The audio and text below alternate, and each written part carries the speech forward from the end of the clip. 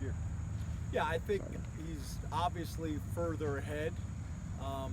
I still think there's a learning curve for him. I still think there's a lot of growth for him. But I see him making progress. I mean, it's little things like his stance and start, which I know seems like, probably doesn't seem like a big deal, but it used to be awful. And he's in a much better football position now, which allows him to be more efficient with all the things that he does. It's all the little things. I think he's just going to continue to get better as the season goes on, play with more and more confidence. But he's improved dramatically, but I still think there's a lot left in the tank. James, have you seen Sean Clifford and KJ Hamler's relationship grow since Sean was named the starting quarterback? No, I wouldn't say that. I mean, they were tight through the recruiting process. They were tight while he was here. I mean, obviously they have to be on the same page now. They did that all spring and all summer, but I wouldn't say it's like different now that he's been named the starter. And where are you with your running back rotation? Is this going to be something where you continue to try to work through the 4 guys all season long, or do you hope to zero in on maybe a couple of them? Where we are now is it hasn't changed. Yeah, I mean, you'd love to have someone either jump out and be dominant, or you'd love for the whole group to play at a really high level. But it's going to be one or the other. You're either going to have 4 guys, continue to rotate because they're all playing at a really high level, or you're going to have 1 or 2 guys separate themselves from the pack. Do you think there's any more tolerance among running backs now, just based on what we kind of know about the physical tolls of this game, that other guys are maybe getting carries taking that load off of them? Or? Yeah. I guess I'm a little bit different than that. That's the narrative that's out there, and I get it. The game is safer than it's ever been. The game is safer than it's ever been by far. It's not even close. The technology, the way we practice, the way we officiate, the whole deal. I think that's a real strong narrative that is out there, and I get it. But yeah, to your point, yeah, I think there's a lot that went on with Miles that I think early on that Miles thought was a negative that probably was a positive for him, in the long run. But I also believe that the game is safer than it's ever been. I mean, I could list out 15 changes, no two-a-days, very little tackling and contact going on, the technology with the helmets, the guardian caps and things that people are wearing, the targeting calls, the tackling rules, the blocking rules, no blindside blocks. The game is safer than it's ever been.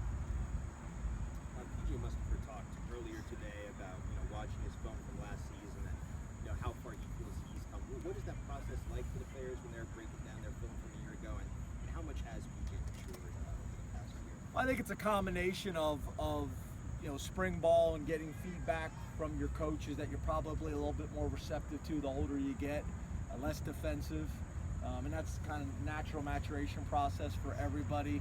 They have a different perspective after now playing and understand what it takes, then going through the summer, then going through training camp. It's guys just getting older and more mature and having better perspective because now they've played and it hasn't been the first time doing it. So, it's all of it. It's kind of like I talked to you guys about guys just being a year older. That's a part of it. Right now, Stout's doing a great job for us. Is it that he's come to Penn State and Penn State is just so much better than his last place? Or is it maybe it's just a year older? There's all those things that I think factor into it. I think PJ's a really good example of that. He played as a freshman on the defensive line, which is hard to do. And I thought he did it at a really high level for a true freshman. But there's no doubt that experience was going to be impactful in year 2 for him to take the next step, and more so for a guy that didn't play, obviously. There were a lot of older guys over the course of last season that mentioned from time to time younger guys buying into all the little details, putting team before themselves, just all these little things. Where do you think this team is, that lower half, that younger half, in terms of that buy-in? I think good. I really do. I think we had some issues in the past because we had some veteran guys that weren't playing. or had maybe got beaten out. That creates some challenges for you in the locker room. There's no doubt about it. I think we learn from that experience as coaches. I think the players learn from that as well. The way our development has gone, in strength and conditioning and our off-season plan, as well as in recruiting, it's just becoming more common now. So I think it's all of it. But I think throughout our locker room, from the older guys down to the freshmen, there's more of an understanding of how things operate around here and how competitive everything is. And there's going to be guys that come in that are really talented as true freshmen and are going to be literally pushing. I think in years past we would say that we're going to go recruit guys next year to beat out, and those guys would come in and they weren't really ready to do that. And I think we're getting to a point now where there's guys coming in that legitimately can compete as true freshmen, and that creates a different dynamic on your team. I don't think there's any doubt about it. James, you had mentioned after the game that you're looking at the secondary, some things you wanted to work out.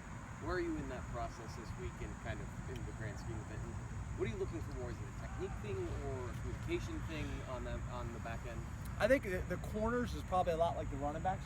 Young guys that we think are talented that we're going to continue to play and work in. But it's also other things. I mean, there's things behind the scenes where a guy doesn't play 1 week. Well, it may be because he missed class. It may be because he showed up late and we got a report for it, and we're going to set the tone early with guys.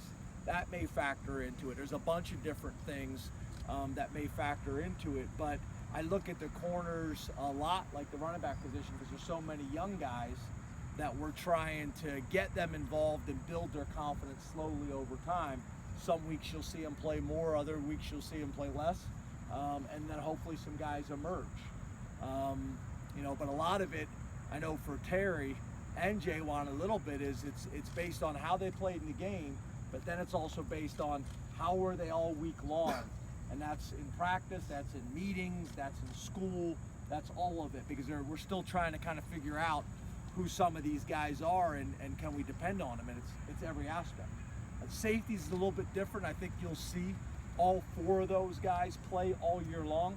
And again, I think what you see there is you see competition with veterans. So it's a little bit different, although Brisker's a new guy to campus, he's still an older player. Does that make sense? Mm-hmm. James, regarding your running back situation, do you go into the games with a predetermined schedule for who's going to get their reps when? And at some point, does it become more of a field thing? I guess in the grand scheme of things, would it be more dictated on Jaywan, who he's feeling needs the ball in games? Yeah, so at every position, we'll meet Saturday morning. The offense and defense staff will meet first to make sure they're on the same page.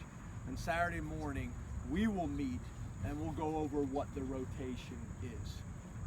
So for example, it may be, with the running backs, it may be Ricky's going to take the first two series and then go 2-1 to Journey. And then it may be the next time it goes 1 to Ricky to now Kane, and then back to Ricky, and then 1 to Ford. And that may be how we're going into it to start, but then as the game goes, if someone's hot, we'll go with the hot hand. And it may be the same thing at corner. It may be 1-to-1 rotation, maybe 2-to-1 rotation, it may be 3-to-1 rotation. Or we may say, hey, it's not going to be 3-to-1, but we want to make sure this guy gets 1 series in the first half and 1 series in the second half type of deal. And every position and every guy is different based on how much of a gap we think there is between the first unit and the second unit, if that makes sense. How much does Time that for two schedule, more. How much does that schedule, I guess, for those guys depend on how guys are practicing at this point of the season leading into the game, or how much is it kind of scheme based on what you guys want to do? Yeah, I think if I'm understanding your question correct, I think that's what I said. It's all of it. It's how they played the previous week is going to impact. It's how they practiced all week.